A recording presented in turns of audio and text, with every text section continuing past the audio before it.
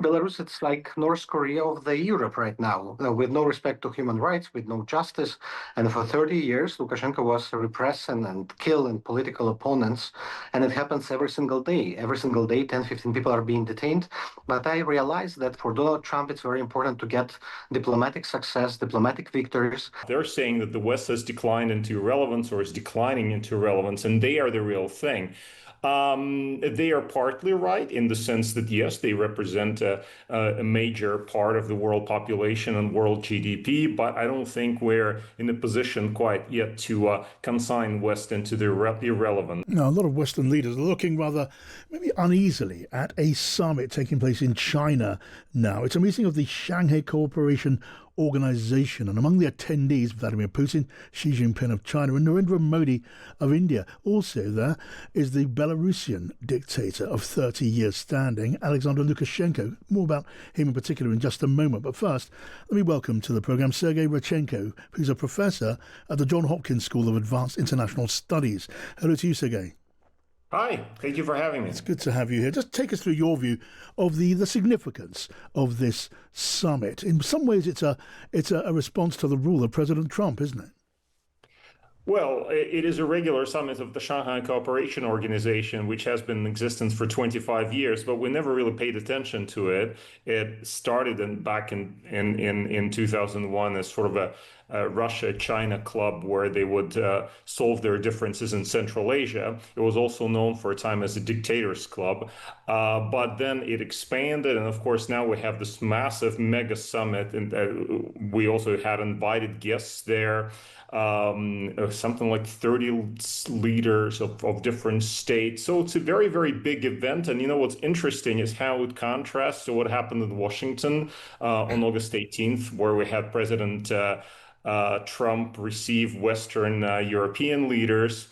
So it's almost like two worlds are colliding, or there are two worlds that we see side by side. And that's, of course, very significant. We never previously paid so much attention to what's happening inside the Shanghai Cooperation Organization. And that in itself is interesting. And when you look at it, Sergei, how big a rival, how big a worry to the Western powers do these leaders gathered together in China represent? Well, they represent a lot of economic might. You have China. You have India that has become a member of the Shanghai Cooperation Organization alongside with Pakistan a few years ago. You also have Russia, which perhaps is not as economically important, but still a major power. And generally, the leaders of this grouping of countries basically trump up the importance of the global South. They're saying that the West has declined into irrelevance or is declining into irrelevance, and they are the real thing. They are partly right in the sense that, yes, they represent a major part of the world population and world GDP, but I don't think we're in a position quite yet to consign West into the irrelevance. No. So, yeah. No, indeed. But some of the leaders there, they vary among themselves, don't they, in their approach to the West. I mean, you have Russia, which is an enemy to Ukraine. It's an adversary to Europe. China it's certainly a rival and a potential adversary, but it wants to develop business ties. So there are subtle differences.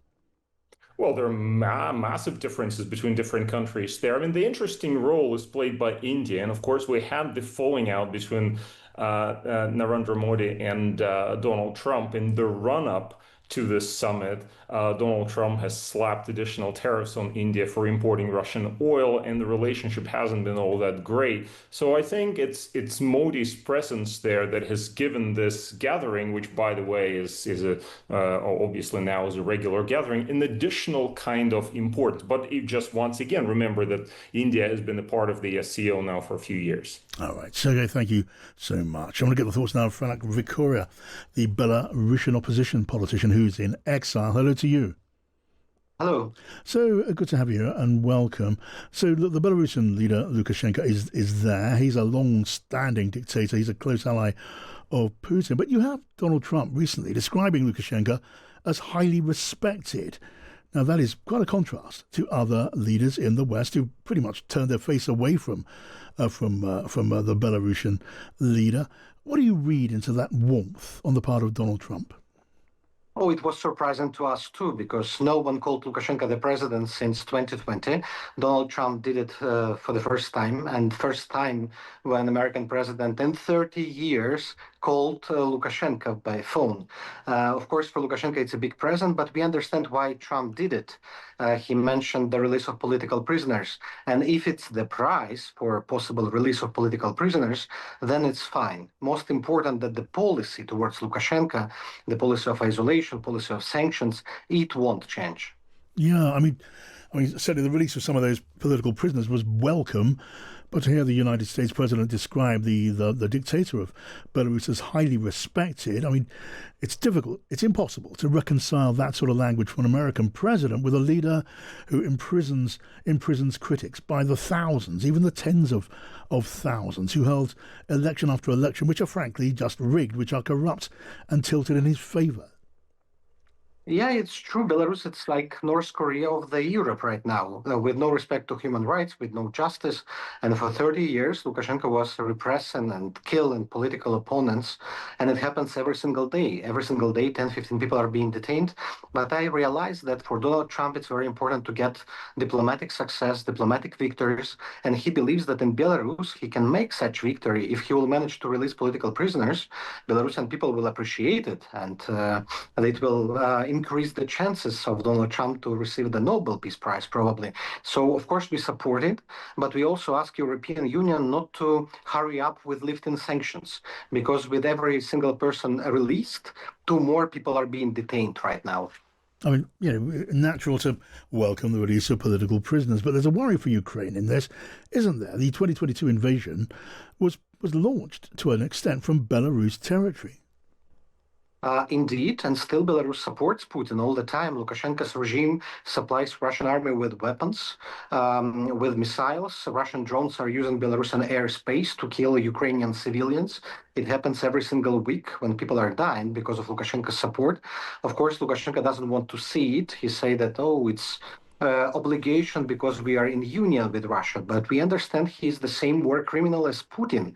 And now we work together with European partners to bring Lukashenko to account, to International Criminal Court, to International Court of Justice, to a special tribunal created by Council of Europe. So he bears full responsibility for all these crimes. And of course, all these crimes must not stay unpunished. We must remember that Putin is not doing it alone, but he's doing this with allies, and all of them must be brought to account. And naturally, you welcome the release of political prisoners in Belarus. There were 14 pardoned by Lukashenko after the visit of of President Trump's envoy, General Kellogg.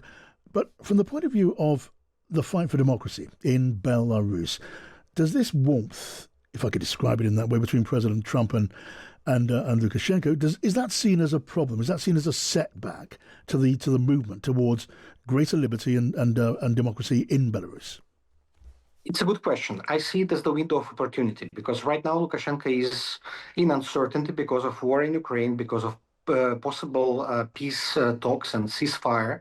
He understands that situation might change soon, and he feels the effect of sanctions. Russian economy is declining, Belarusian economy is suffering right now, so he has to make steps forward. So most important, to keep pressure on Lukashenko's regime. If Trump will manage to release people, it's good, but we must keep European sanctions so long as there are real changes in Belarus. And today we spoke with Antonio Costu. We are in Slovenia right now at the forum, and we are in touch with Kaja Kallas, and all European Union countries, but also UK, agree that there are no reasons right now to change policy towards Lukashenko. We started this conversation looking at the Shanghai Cooperation Organization Summit in China, and of course Alexander Lukashenko is there. What does he want to achieve, do you believe, at that summit? It's very weird because it's very crazy to see him at this summit. This organization was created for regional security, primarily for Asian countries, and Belarus is a European country where all the connections are with Europe. And of course, there are no questions discussed there which are important for Belarus, actually. So Lukashenko wants to use this possibility to legitimize himself, to get out of isolation, probably to get some money from Beijing.